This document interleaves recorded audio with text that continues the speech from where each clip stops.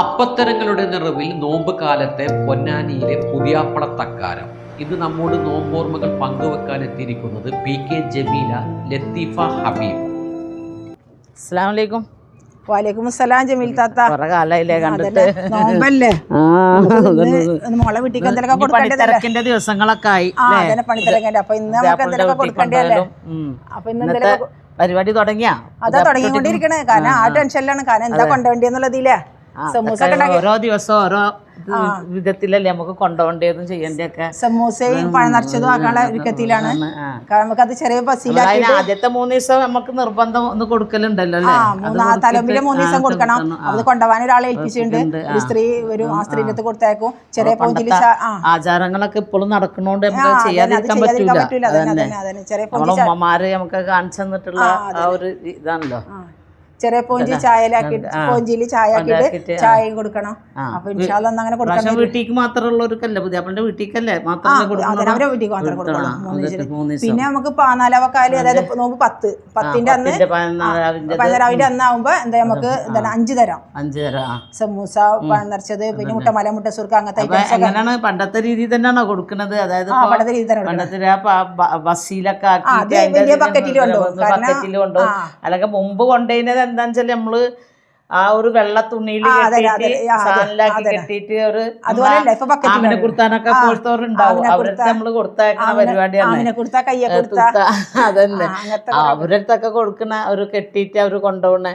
വൈകുന്നേരം ആകുമ്പോ അവര് പറയും എന്താണ് ഞങ്ങള് കൊണ്ടുപോവാന്ന് പറഞ്ഞിട്ട് വരുന്നത്. ഇപ്പൊ നമ്മളെ പണ്ടത്തെ അമ്മ കുർത്തമാരൊന്നും ഇല്ല. അപ്പൊ നമ്മൾ തന്നെ കുട്ടികൾ കൊണ്ടുപോകേണ്ടി ഒരു പോഞ്ച് തരിക്കഞ്ഞ കൊണ്ടുപോകാം. ഇപ്പൊ നോമ്പ് 10 ഒരു വലിയ പോഞ്ച് തരിക്കഞ്ഞ കൊണ്ടുപോകും. അത് അവരെ കുടുംബക്കാർക്കൊക്കെ കണക്കാക്കിയിട്ട് കൊണ്ടുവരുന്നത്. അപ്പൊ അവരെ കുടുംബക്കാർക്കൊക്കെ കൊടുത്തോളൂ. കുറെ കൊണ്ടുപോകും. ഇപ്രാവശ്യം ഇതൊക്കെ ചെയ്യുന്നുണ്ട്. പിന്നെ അതല്ലേ നമ്മള് കൊടുക്കാതിരിക്കാൻ പറ്റൂല. പുതിയാപ്പന്റെ വീട്ടിൽ നിന്ന് തലേ ദിവസം പൊട്ട് കർപ്പൂരം വരെയുള്ള എല്ലാ സാധനവും അന്ന് തന്നെ ഇന്നും ആ ആചാരം നമുക്ക് നടക്കുന്നുണ്ടല്ലോ. കാരണം പണ്ടത്തെ തന്നെ പുതിയാപ്പളിന്റെ വീട്ടിൽ നിന്ന് കൊണ്ടുവരും. ഒരു വണ്ടി, കൈവണ്ടിയിലാണ് കൊണ്ടുവരുന്നത്. കുറെ സാധനങ്ങൾ ഉണ്ടാവും. എല്ലാ ഉപ്പിട്ട് കൽപ്പൂരം വരെ ഉണ്ടാവും. ചോറ് വെപ്പിട്ടാണ്. അതായത് അത്താഴം പെടുന്ന കഴിക്കൊന്നൊക്കെ പുതിയാപ്പള അത്താഴം കഴിക്കണമെങ്കിൽ ഒരു ചാക്കരി കൊണ്ടുവരും. ഇല്ല ചോറ് കഴിക്കണമെന്നില്ലെങ്കിൽ അരച്ചാക്കരി. ബാക്കി മുത്തായം കൊടുത്താക്കലുണ്ട്. അതൊക്കെ അതിനനുസരിച്ചിട്ട് പുതിയാപ്പള ചോറിനുണ്ടോന്ന് വെക്കും. അതെ ചോറുണ്ടാവും. പിന്നെ അവരെ നല്ല സൽക്കരിക്കാൻ വിളിക്കൂല. പനാനിക്കാരെന്താ പുതിയാപ്പളിനെ സൽക്കരിക്കൂല. ആ തക്കാരത്തിനും കണ്ട് വിളിക്കൂല. എല്ലാം ഇവിടുന്ന് നമ്മൾ ഉണ്ടാക്കിയിട്ട് കൊടുത്തയക്കുന്ന സമ്പ്രദായം തന്നെ. പെണ്ണിന്റെ ഉമ്മാർക്ക് അതൊക്കെ കഷ്ടപ്പാട്. എന്നാലും ആരും ഒന്നും പരാതി അറിയൊന്നുമില്ല. എല്ലാവരും നല്ല രീതിയിൽ ഉണ്ടാക്കും. പണ്ടത്തെ ആ രീതിയും ഇതൊക്കെ ഇന്നും നിലനിർത്തി കൊണ്ടുപോണതാണ് അല്ലേ.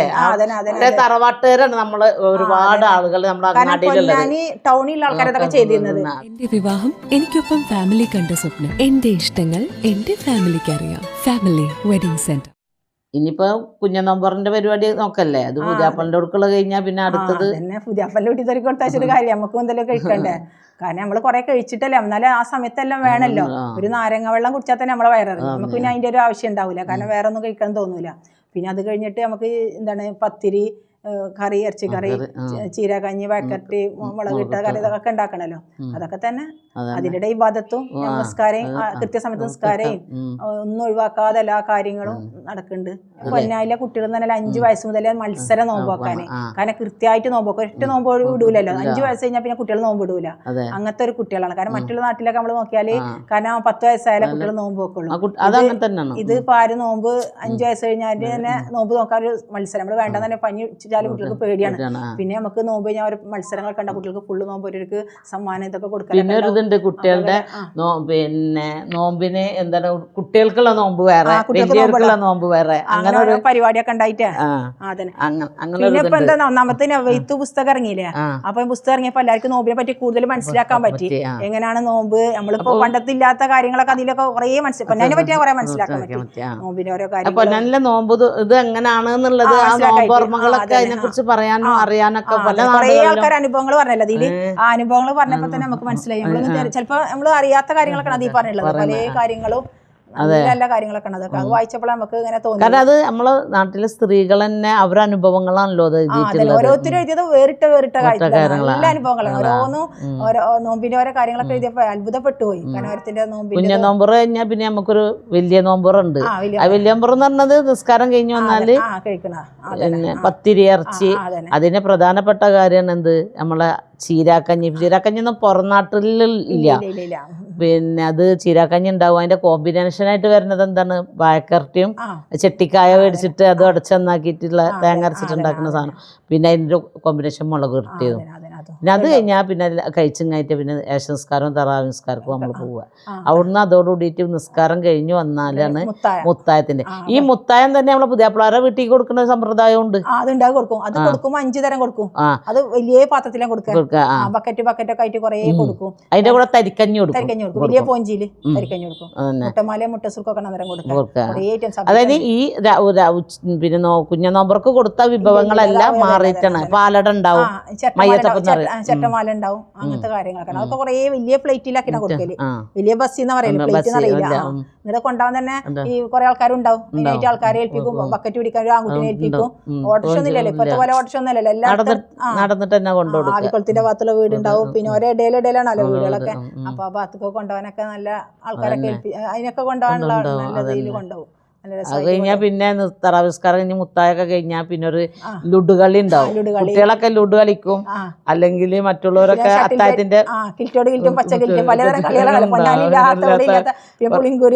പുളിങ്കുരു കളി ഉണ്ടാവും. അങ്ങനത്തെ പല കളികൾ കളിക്കും. അതിന് കുട്ടികൾക്ക് ഫുള്ള് കളിയാണല്ലോ ആ സമയത്ത്. കാരണം ഓതും എന്നാലും തീരെ ഇതുണ്ടാവില്ല, ഫുള്ള് കളിന്റെ മാസമാണല്ലോ. അത് അത്താഴം വരെ ഉണ്ടാവും, അത്താഴം വരെ കളിക്കും. എന്നിട്ട് എന്താ നന്നൊക്കെ ആദ്യമൊക്കെ 2 മണി വരെ കളിക്കും. ആ 2 മണിക്ക് സേറന്ന് കേട്ടാൽ വേഗം സേറം എല്ലാവരും ഓടി വരും. അത്താഴത്തിനുള്ളൊരു അറിയിപ്പാണ് ഈ സേറമുള്ളത്. സേറപീലൂത്ത് എന്നാ പറയാ. 2 മണിക്ക്. അപ്പൊ ഈ 2 മണിക്ക് വന്നിട്ട് ചോറ് നിന്നിട്ട് പിന്നെ കിടന്നിറങ്ങും. പിന്നെ സുബൈ സ്കിച്ചവര് ആ കുട്ടികളിട്ടാ, വലിയവരൊക്കെ സ്കിച്ചിട്ടാണ് എടുക്കുള്ളൂ. അപ്പൊ കുട്ടികൾ പിന്നെ അങ്ങോട്ട് കിടന്നിറങ്ങും. 11 മണി 12 മണി വരെ കുട്ടികൾക്ക് എടുക്കും. ഹലോ, എത്ര നാളൊക്കെ കാണുന്നത്? സന്തോഷം, കണ്ടത് നന്നായി. ഞാൻ ദുബായിലേക്ക് പോവാണ്, പക്ഷേ ടിക്കറ്റ് ഫെയർ എല്ലാം ഭയങ്കര കൂടുതലാണ്. അതിനെന്താ ടോപ് 10 ട്രാവലിന്റെ പൊന്നാനിയിൽ ഒന്ന് വിളിച്ചാൽ മതി. നിങ്ങളുടെ യാത്രകൾക്ക് വിശ്വസനീയമായ കൂട്ടായ്മയായി top 10 travel and tours Ponnani. Online നിരക്കുകളേക്കാൾ കുറവിൽ സ്വാഗതം.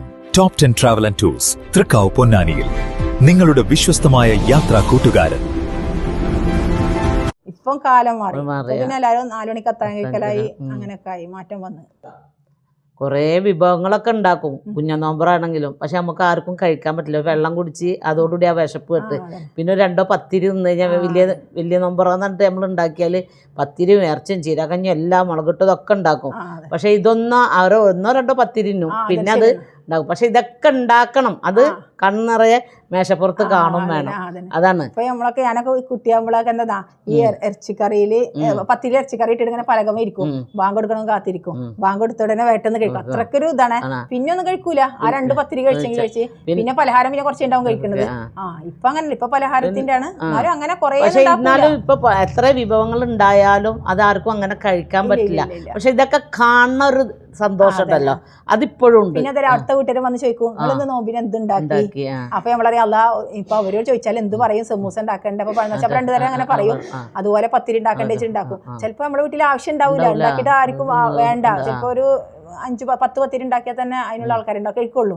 ചിലപ്പോ കുറച്ച് കഞ്ഞി. പക്ഷെ എന്നാലും അതൊക്കെ ബാക്കി വരും ചെയ്യും. നമുക്ക് ആരും അങ്ങനെ, കുട്ടികളാണെങ്കിലും ആ സമയത്ത് എന്തെങ്കിലും ചെറുതായിട്ട് കഴിച്ചു കഴിഞ്ഞാൽ അവരും ആ വിശപ്പ് ഇട്ടിട്ട് പിന്നെ ഫ്രൂട്ട്സിനോട് ചൂടൊക്കെ ഉണ്ടായത് ഫ്രൂട്ട്സ് ആണ് അതിലേക്ക് ഇഷ്ടം. ഇപ്പത്തെ ഇതിലങ്ങനെയാണ് വരുന്നത്. പക്ഷെ ഇപ്പൊ അത്താഴത്തിന്റെ ചോറ് എന്ന് പറഞ്ഞ സംഭവമേ ഇല്ല. മുമ്പ് അത്താഴത്തിന്റെ ചോറ് എന്ന് പറഞ്ഞാല് സാഹിബിന്റെ കടയത്ത് അച്ചാറുണ്ടാവും. നമ്മളെ വീട്ടിലൊക്കെ തൊട്ട് ബാക്കിലായിരുന്നു സാഹിബിന്റെ കട. അച്ചാറാണ്. ആ അച്ചാർ കൊണ്ടുവരുന്ന രീതി എടുക്കണം. മറ്റേ ചെറിയ ഗ്ലാസ്സില്, സ്റ്റീൽ ഗ്ലാസ്സില് കാജാബീഡിന്റെ കടലാസ് ഉണ്ടല്ലോ, അതിൽ പൊഞ്ഞിട്ട് മണം, പ്രത്യേക മണാണല്ലോ ആ സുർക്കയിലിട്ടുള്ള ആ സുർക്കന്റെ മണം. സാഹിബിന്റെ വീട്ടിലായി ഇടിക്കുമ്പോ തന്നെ ഒരു സ്മെല്ല് കൂടുതലാണ് കാണും.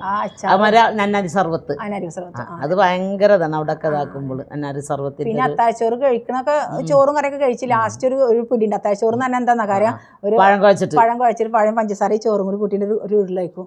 അതാണ് അത്താഴച്ചോറ് എന്ന് പറയുന്നത്. ചെറുപ്പത്തിലൊക്കെ ചോദിക്കും അത്താഴച്ചോറ് എന്തായിരിക്കും, അത്താഴച്ചോറ് എന്തായിരിക്കും, എനിക്കറിയില്ല എന്ന് അത്താഴച്ചോറ്. അന്ന് റോബസ്റ്റ് പഴം അല്ലെങ്കിൽ ചെറുപഴം മേടിച്ച ഒരു ഇതാണ്, റോബസ്റ്റ് ആണ് കൂടുതലും ആ പഴം. നോമ്പിന് എല്ലാ പഴം കാണുന്ന സമയത്ത് ചെട്ടിക്കായി ഇതിന് ചീരക്കഞ്ഞിൻ്റെ കൂടെ വഴക്കരട്ടി ഉണ്ടാക്കും. പിന്നെ പഴം നിറച്ചിന് നേന്ത്രപ്പഴം, പിന്നെ പൊന്നാനിയില് എല്ലാതരം പഴം ആ സമയത്താണ് കാണല്. അങ്ങാടിയില് എല്ലാ കടകളിലും എല്ലാ തരം പഴം ഉണ്ടാവും. പിന്നെ പടക്കായ എന്നിട്ടുണ്ടാവും. അതെന്താന്നറിയോ, പണ്ട് വെള്ളം കുടിക്കാതെ നോമ്പ് പറ്റാല് വെള്ളം കൂടി കുറവായല്ലോ, അപ്പൊ മൂത്രക്കടച്ചിലിന്റെ അസുഖമൊക്കെ വരും. അപ്പൊ അതിന് ഈ പടക്കായ നോമ്പ് പറഞ്ഞു കഴിഞ്ഞാലൊക്കെ കലക്കിയിട്ട് വെള്ളം കലക്കി കുടിക്കും. അങ്ങനൊക്കെ ചെയ്യുന്നൊരു പിന്നെ റമദാൻ മാസത്തിൽ എല്ലാവരുടെ കയ്യിലും നല്ല കാശും എല്ലാ കാര്യത്തിനും എന്താ പറയുക ഒന്നിനൊരു ബുദ്ധിമുട്ടുണ്ടാവില്ല. എല്ലാവരുടെ കയ്യിലും നല്ല കാശുണ്ടാവും, എല്ലാത്തിനും ചെലവാക്കാൻ, എല്ലാവരുടെ കൈ കൊടുക്കാൻ, എല്ലാവർക്കും സന്തോഷമുള്ള മാസമാണ്. സക്കാത്തിന്റെ പൈസ ഒക്കെ നല്ലോണം കിട്ടുന്നോണ്ടൊക്കെ നല്ല എല്ലാം കൊണ്ടും ഒരു സന്തോഷമുള്ള മാസം, എല്ലാം കൊണ്ടും നല്ലൊരു സമാധാനമുള്ള മാസമാണ്. സമാധാനം സന്തോഷം എല്ലാവർക്കും ആ മാസം വരുന്നത് തന്നെ നമുക്കൊരു പ്രത്യേക സന്തോഷം. എല്ലാ തയ്യാറെടുപ്പ് നടത്തിണ്ടാവുമല്ലോ എല്ലാവരും അതിലാണല്ലോ. അതന്നെ അതിന് വലിയ നോമ്പേറ് കഴിഞ്ഞാലുള്ള ആ മുത്തായത്തിനും നമുക്ക് എല്ലാവരും ഇരുന്നിട്ടൊരു ലേശം ചായ കുടിക്കലും, പിന്നെ പെണ്ണുങ്ങളെ അത്തായത്തിന്റെ ഏർപ്പാടില്ലായി. പക്ഷെ അത്തായത്തിന്റെ ഏർപ്പാടാണെങ്കിലും അതൊക്കെ ഉണ്ടാക്കുകയെന്നല്ലാതെ അങ്ങോട്ട് തിന്നണ കാര്യത്തിലൊക്കെ പെരുന്നാളിന്റെ സമയം പിന്നെ പിറ്റേ ദിവസത്തിന് അത് ഉപയോഗിക്കാനും പറ്റൂല. ഇന്നത്തെ കാലത്തെ പോലെ അന്ന് ഇതുമില്ല, ഫ്രിഡ്ജുകളൊന്നും ഉണ്ടായിരുന്നില്ല. പണ്ട് കുട്ടികൾ നോമ്പ് പറ്റില്ലെങ്കിൽ പറയും പുളിഞ്ചാറ് കൊണ്ടും പഴഞ്ചോറ് കൊണ്ടും നോമ്പറന്നോന്ന് പറഞ്ഞിട്ടൊക്കെ കളിയാക്കും അങ്ങനെ കുട്ടികളെ ഇതാക്കിയിട്ട്. അങ്ങനത്തെ ഒക്കെ ഒരു ഇതാണ്. പിന്നെ ഇതൊക്കെ കഴിഞ്ഞിട്ട് പിന്നെ പെരുന്നാളൊക്കെ ആവാനായാല് പെരുന്നാളിന്റെ അപ്പം ഉണ്ടാക്കലും നോമ്പ് 22-നൊക്കെ തുടങ്ങും. ചുക്കപ്പം, കോയട, അങ്ങനത്തെ അപ്പങ്ങൾ. അതിന് പുതിയാപ്പളിന്റെ വീട്ടിലേക്ക് ഒരു കൊണ്ടുപോകുന്ന സമ്പ്രദായം ഉണ്ട്. അതെന്താണെന്നറിയോ, വെളിച്ചെണ്ണപ്പത്തിരും കോഴി പൊരിച്ചത് പെരുന്നാരാവിന് കൊണ്ടുപോകും. അതെങ്ങനെയാന്ന് വെച്ചാല് പിന്നെ ഇത്ര കോഴിക്ക് ഇത്ര വെളിച്ചെണ്ണപ്പത്തിര നിർത്തി പൊരിച്ചിട്ടുള്ള കോഴി, ഫുള്ളായിട്ടുള്ള കോഴി അത് പൊരിക്കും. പിന്നെ അതുപോലെ തന്നെ ബീഫ് പൊരിക്കും, അല്ലെങ്കിൽ ലിവർ പൊരിച്ചു കൊടുത്താക്കും ഉണ്ടാക്കിയിട്ട്. പിന്നെ പഴം നിറച്ചതും കൊടുത്താക്കും. അതാണ് മെയിൻ ആയിട്ടുള്ള പുതിയാപ്പളിന്റെ വീട്ടിലേക്ക്. അത് 100 വെളിച്ചെണ്ണപ്പത്തിരിക്ക് 2 കോഴി എന്നുള്ളൊക്കെ കണക്ക് പ്രകാരം വെച്ചിട്ട് അത് ഒന്നും ചെയ്യില്ല, കഷ്ണമൊന്നും ചെയ്യാതെ നല്ല ഇതിലാക്കിയിട്ട് നിറച്ചും ചട്ടിയിൽ വെളിച്ചെണ്ണ വെച്ചിട്ടുള്ള അങ്ങനത്തെ ഒക്കെ ഒരു ചിട്ടവട്ടൊക്കെ ഉണ്ട്. അതൊന്നും ഇപ്പൊ കുറവാണെങ്കിലും ഉണ്ട്, കൊടുക്കുന്നവരൊക്കെ ഉണ്ട് ഇന്നത്തെ കാലത്ത് ഉണ്ടാവും. പറഞ്ഞാല് 2 മണിക്കാണ് കഴിക്കല്. അത് കുട്ടികൾക്ക് എന്താ കഴിച്ചാൽ പിന്നാണ്ട് ഉറങ്ങിയാൽ പിന്നെ സുബഹി ഉണ്ടാവൂല. ഇന്ന് മാറ്റങ്ങൾ വന്നിട്ടുണ്ടെന്നാല് 4:30 മണി 4 മണിക്ക് എണീക്കും. എണീച്ചിട്ട് ആ സുബഹി ആ അത്താഴം കഴിച്ചിട്ട് അതെന്തെങ്കിലും ചെറുതായിട്ടേ കഴിക്കുള്ളൂ, ഒരുപാട് ഭക്ഷണം കഴിക്കുന്നതല്ല. പക്ഷെ എന്ത് കിട്ടും, നമസ്കാരം കിട്ടും, ഓത്തും കിട്ടും, ഒക്കെ കിട്ടും. എന്നിട്ട് സുഖമായിട്ടൊന്നും ഉറങ്ങാൻ പറ്റും. പക്ഷെ അന്ന് അതില്ല. അന്ന് നമ്മള് 2 മണിക്കുള്ള ആ ഭക്ഷണം കഴിക്കുന്നതിൽ നമ്മളുടെ സുബഹിയൊക്കെ നഷ്ടപ്പെടുന്ന ഒരു കാലഘട്ടം. മാറ്റങ്ങൾ അങ്ങനത്തെ കുറെ മാറ്റങ്ങളൊക്കെ വന്നിട്ടുണ്ട്. അല്ല വർത്താനം പറഞ്ഞിരുന്ന് നേരം പോയതറിഞ്ഞില്ല. നിന്റെ നോമ്പറ അവിടെ കിടക്കാന്ന് നോമ്പറക്കാനൊക്കെ വരും ഇൻഷാല്ലാ. പക്ഷെ എന്റെ സമയം പോയി, കുറെ നേരമായി. നോമ്പിന്റെ പഴയ കഥകൾ പറയാനൊക്കെ കുറെ ഉണ്ട്. ഇൻഷാല്ലാ കാണാം കേട്ടാ, എന്തായാലും വരാം ഇൻഷാല്ലാ. നമുക്ക് ഒത്തുകൂടണഞ്ഞു. വലൈക്കും അസ്സലാം. വർഷങ്ങളുടെ പ്രവർത്തന പാരമ്പര്യമുള്ള ജിഗാർഡ് അക്വ സൊല്യൂഷൻ ആധുനിക സൗകര്യത്തോടെയുള്ള സർവീസ് സെന്റർ. എല്ലാ വീടുകളിലേക്കും സ്ഥാപനങ്ങളിലേക്കും ആവശ്യമായ വിവിധതരം വാട്ടർ ഫിൽറ്ററുകൾ, സോളാർ എനർജി സിസ്റ്റം, കറന്റ് ഉപയോഗം 60% കുറയ്ക്കുന്ന BLDC ഇലക്ട്രിക് ഉപകരണങ്ങൾ, CCTV ക്യാമറ സിസ്റ്റം തുടങ്ങിയ ഉപകരണങ്ങൾ ജിഗാർഡിൽ ലഭ്യമാണ്. നിങ്ങളുടെ ഫിൽറ്റർ ഏതുമാകട്ടെ മികച്ച ടെക്നീഷ്യന്മാരുടെ ഉത്തരവാദിത്തത്തോടെ ജിഗാർഡ് സർവീസ് ചെയ്തു കൊടുക്കുന്നു. അലങ്കാന സമീപം CB റോഡ്, പൊന്നാനി.